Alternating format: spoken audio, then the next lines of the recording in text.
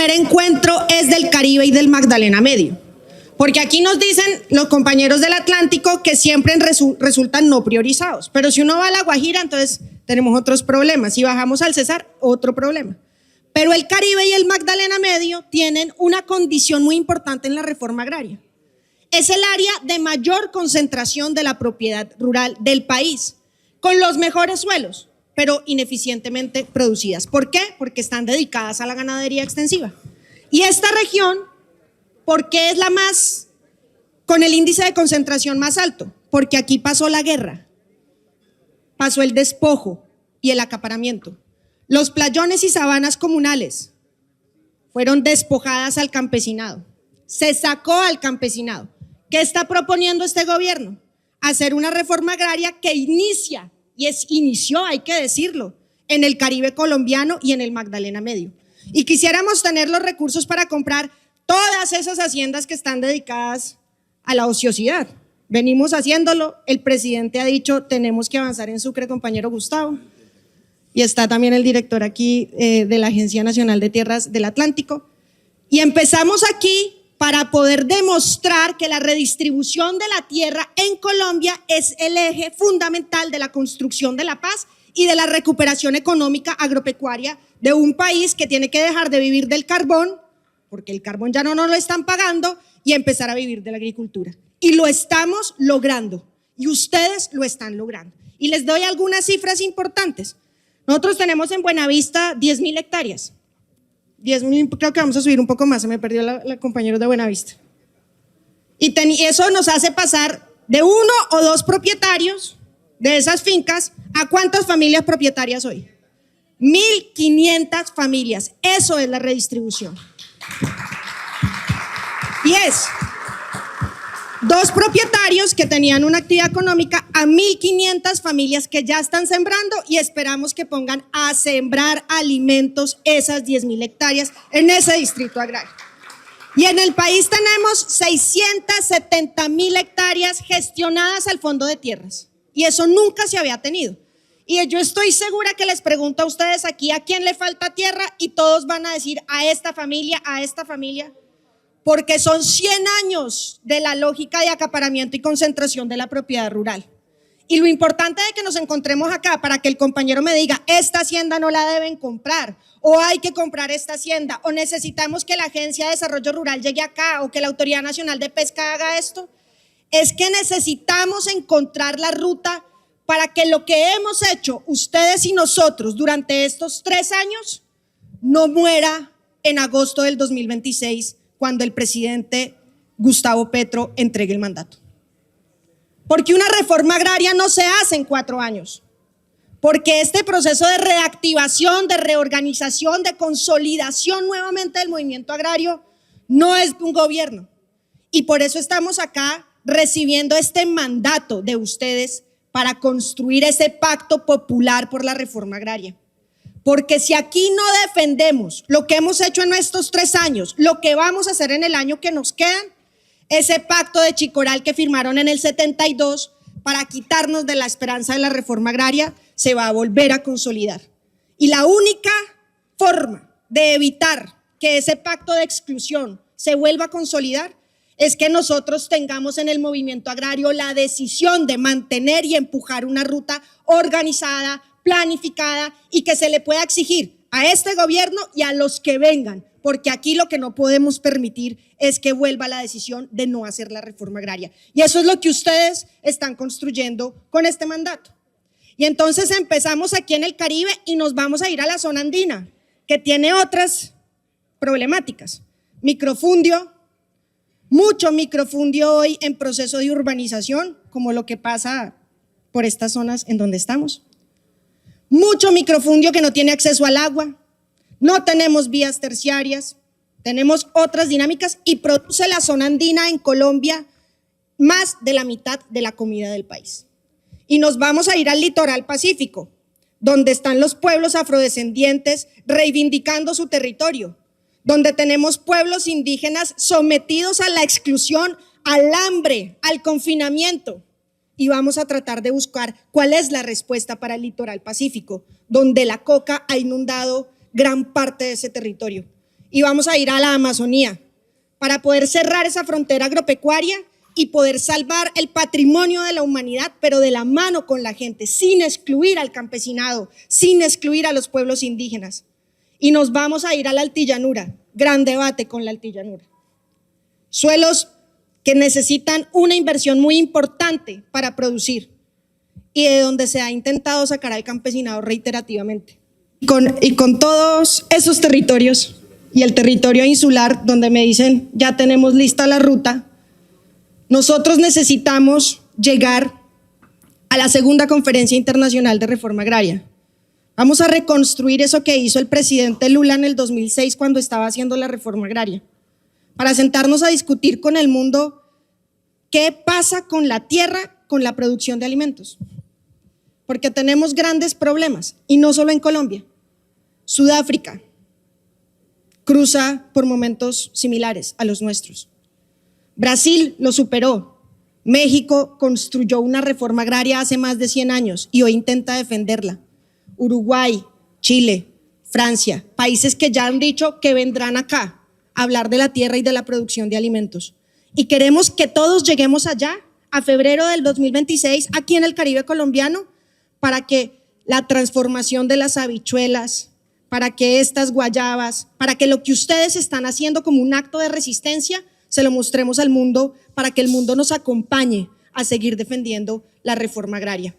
Y entonces llevamos con ustedes, llevamos con todos los pueblos agrarios de Colombia la necesidad de construir lo que aquí ayer ustedes hablaron, un plan decenal.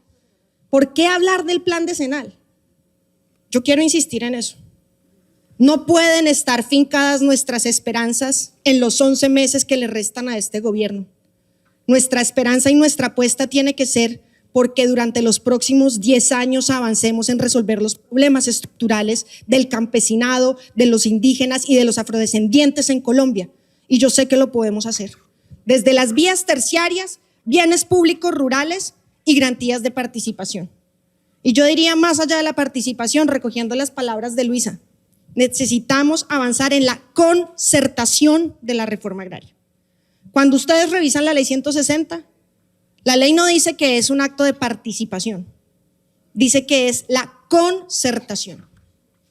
Para que nos podamos sentar, nos falta mucho por estructurar en cada comité de reforma agraria y saber cuáles son los predios que hay que comprar, quién está ocupando indebidamente los bienes baldíos, quién está poniendo las cercas para cerrar el acceso a los playones comunales, quién está acaparando las sabanas inundables y cuáles son los proyectos y apuestas productivas que necesitamos. Llevamos ya 600 comités de reforma agraria. ¿Dónde está Ledis o Yamid? ¿Cuántos comités de reforma agraria? Más de 560. Yo dije 600. 560 comités de reforma agraria y necesitamos que los 1.100 municipios de Colombia tengan comité de reforma agraria. Que en todos los municipios del Caribe haya comités de reforma agraria. Y quiero agradecer ahí el acompañamiento de la Agencia Nacional de Tierras, que ha hecho un acompañamiento decidido a eso, y pedirle a la Unidad de Planificación Rural Agropecuaria, nuestro director que lleva una semana, le damos la bienvenida en este Encuentro Caribe, para que pueda él también, para que Juan Pablo también nos ayude a acompañar esos comités municipales de reforma agraria.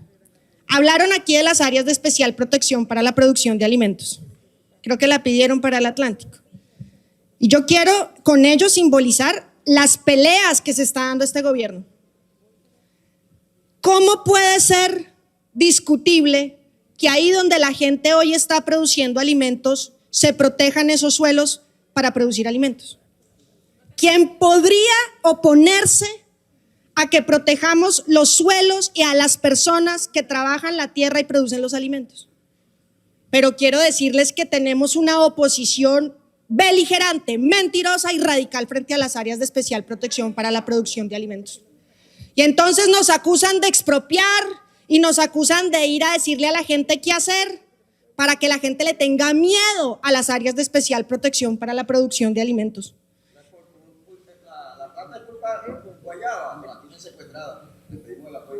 Necesitamos defender juntos estos instrumentos. Y yo sí les quiero pedir que alcen su voz no solo para pedirnos que hagamos áreas de especial protección, sino para defenderlas, porque si no, no las vamos a poder declarar.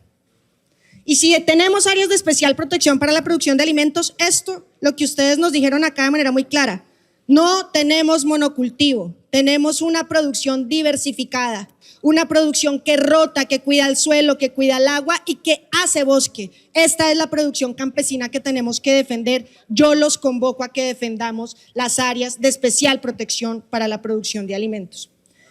Y esto implica también hablar de la reforma institucional. Aquí se quejan mucho de que no hay oficina étnica, nos lo dijeron desde la entrada. ¡Guardia, guardia! ¡Fuerza, fuerza! Y no tenemos oficina étnica. Pero hace 3 años, la Agencia Nacional de Tierras tenía una oficina para el Caribe, igual que la Agencia de Desarrollo Rural. Tenemos a Pachón aquí con Felipe Jalma y usted. Lo que hemos hecho es crear institucionalidad con las uñas y con los recursos que hemos dispuesto para que ustedes puedan tener aquí un director en el Atlántico, un director en Sucre. Eso sí, yo no ni los elijo ni los cambio. Nosotros necesitamos recuperar esa institucionalidad, pero esa institucionalidad en este gobierno la hemos reconstruido, pero en la ley sigue siendo absolutamente centralizada. Separamos el desarrollo rural de la administración de las tierras, deconstruimos aquí en el Atlántico que tantos problemas tenemos con el Guájaro, deconstruimos el sistema de adecuación de tierras, de riego y drenaje. Hoy no tenemos un ente de vigilancia y control. Y hay que reformar la ley 160, yo estoy de acuerdo. La pregunta es ¿hacia dónde? Y hay que reformar la ley 101, que yo insisto en este debate. ¿Quién maneja el recurso público de los cacaocultores? En la contribución que pagan, un fondo de fomento, que la administra una federación porque la ley dijo que era la federación. Lo hacemos en la papa, lo hacemos en las hortalizas y las frutas con Asofrucol y son recursos públicos, pasan el arroz con Fediarroz. Y necesitamos que todos los productores participen de la discusión de en dónde están sus contribuciones y qué se hace con eso y en qué se invierte. Hay que abrir ese debate. Entonces, si vamos a hablar de la reforma de la ley 160, yo quiero poner sobre la mesa la reforma de la ley 101, que es la ley del sector, que es la que define cómo funcionan las parafiscalidades, es la que define cómo se maneja la asistencia técnica y es la que define si el gobierno, el Estado, tienen la facultad, sí o no, de ayudar a los campesinos a comercializar sus productos de manera directa. Pero también, y ustedes lo han dicho, la pesca, la ley 16. ¿Hay que modificar la ley de pesca en el país? Claro que hay que modificar la ley de pesca y hay que reconstruir la institucionalidad para que dejen de ver a los pescadores como un tema de asistencia social y construyamos un sistema agroalimentario que tenga la pesca como un eje articulador de lo que hacen nuestros pescadores y nuestras pescadoras.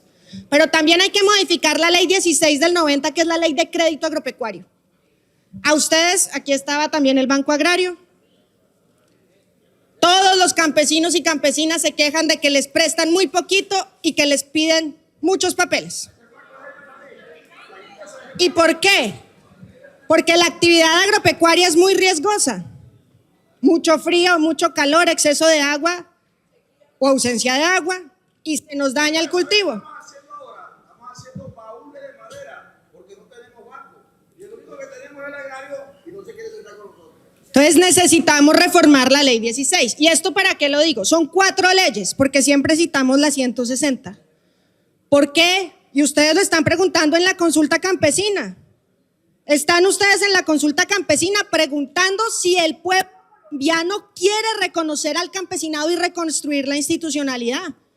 Y nosotros no podremos decirle a nadie si votar o no votar, pero sí acompañar al campesinado para que alce su voz y le pregunte al conjunto de los colombianos qué es lo que debemos hacer con el agro. Y ahí en esa consulta yo les propongo que avancemos en el plan decenal, en el COMPES, para tener un gran estatuto agrario en una Colombia distinta y que reconstruyamos con ello toda la institucionalidad. Y eso no es en los próximos 11 meses. Eso es un trabajo de largo aliento. y necesitamos que después del 2026 las fuerzas agrarias sigan empujando la reforma agraria y el desarrollo rural.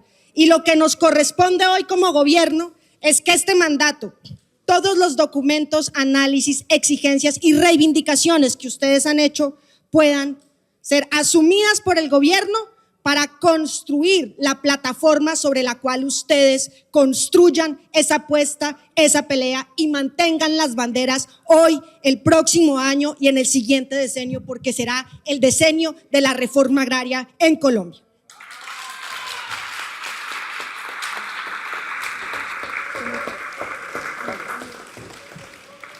Y voy cerrando con esto. Ustedes están haciendo acá algo muy poderoso y lo hicieron en Chicoral. El 22 de febrero, con todas las discusiones y las diferencias, las tensiones que sabemos que hay, que los pueblos indígenas y afrodescendientes y el campesinado, en el reconocimiento de sus diferencias, le hayan dicho a Colombia que tienen 12 puntos sobre los cuales construir la transformación agraria en Colombia, es el acto más poderoso, no solo simbólico, sino ejemplificante para poder avanzar en la unidad popular en Colombia. Eso transforma. Y aquí dijeron, es que el cambio no va para adelante, el cambio ya está y nosotros tenemos que consolidarlo. Porque aquí nos dijeron que el campo era sin campesinos y que los indígenas no podían organizarse ni entenderse con los pueblos afrodescendientes ni con el campesinado. Y nos dijeron que teníamos intereses distintos. Y lo que ustedes están haciendo hoy es decir, somos distintos, nos reconocemos en la diferencia, pero somos una fuerza popular que produce la comida en Colombia, que reivindica su territorio.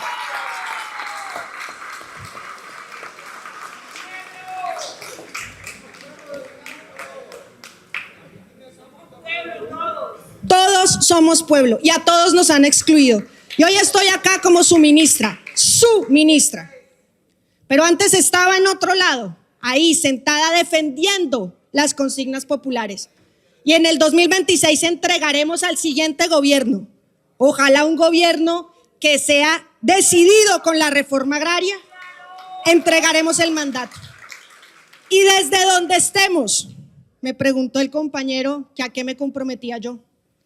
Me comprometo, me he comprometido y lo seguiré haciendo a defender su causa por la justicia agraria, porque es también mi causa y es la causa de la nación. Hasta el último de nuestros días, en el gobierno y fuera del gobierno, con ustedes, construyendo y defendiendo el gran mandato popular por la reforma agraria, un pacto por la tierra y por la vida que haga de Colombia un mundo justo, una apuesta justa. Y lleguemos con eso. Justicia agraria, justicia ambiental. Y lleguemos a la segunda conferencia internacional de reforma agraria. Y quisiéramos ahí en esa segunda conferencia rendir un homenaje especial a las mujeres que han resistido la guerra en Colombia.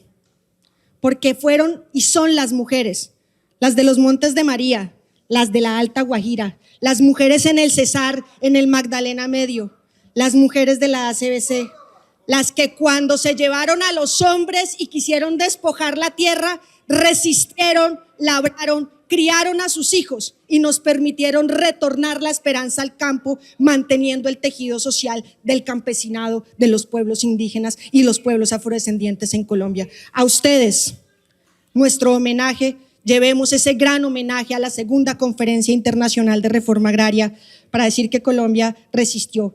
Y allí en la conferencia, ya el alcalde de Cartagena nos dijo que sí, vamos a tener un gran campamento popular y agrario para que vayamos todos, porque vamos a poner en las calles de Cartagena la vida y la alegría y ojalá todos los productos del campesinado.